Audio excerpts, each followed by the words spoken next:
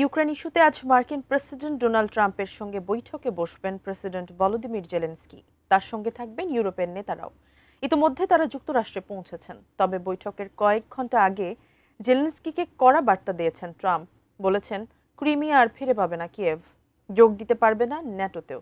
আরও জানাচ্ছেন Shaon Mahfuz. আলাস্কায় Trump Putin বৈঠকে কোনো সমাধান না আসলেও বেশিরভাগ শর্তে একমত হয়েছিলেন দুই নেতা। পরে সংবাদ সম্মেলনে ট্রাম্প বলেন, এখন বাকিটা নির্ভর করছে ইউক্রেন ও ইউরোপের ওপর। রুশ প্রেসিডেন্টের সঙ্গে বৈঠকের দুদিন পর সোমবার ইউক্রেনের প্রেসিডেন্ট ভলোদিমির জেলেনস্কির সঙ্গে বৈঠক করতে যাচ্ছেন মার্কিন প্রেসিডেন্ট ট্রাম্প।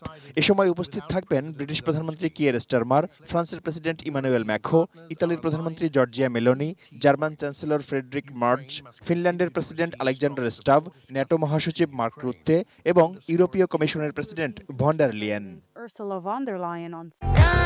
প্রাণ ইউএইচটি মিল্ক, শুদ্ধতায় ও মমতায় সবসময় সেরা স্বাদে।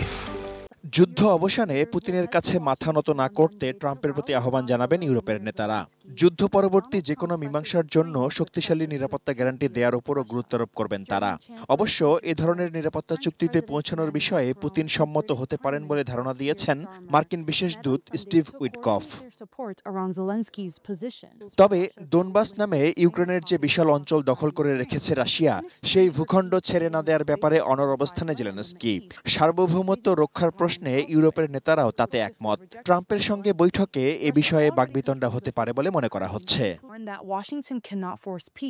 গুরুত্বপূর্ণ এই বৈঠকের আগে জেলেনস্কিকে কড়া বার্তা দিয়েছেন ট্রাম্প। বলেছেন, কিছু বিষয় কখনোই বদলায় না। ক্রিমিয়া আর ফিরে পাবে না কিয়েভ, যোগ দিতে পারবে না ন্যাটোতেও।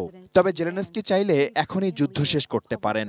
এর মাধ্যমে তাকে শান্তি চুক্তি মানতে বাধ্য করতে পারেন ট্রাম্প, এমন ধারণাও ডালপালা মেলেছে। Shaon Mahfuz, desk report, ATN news.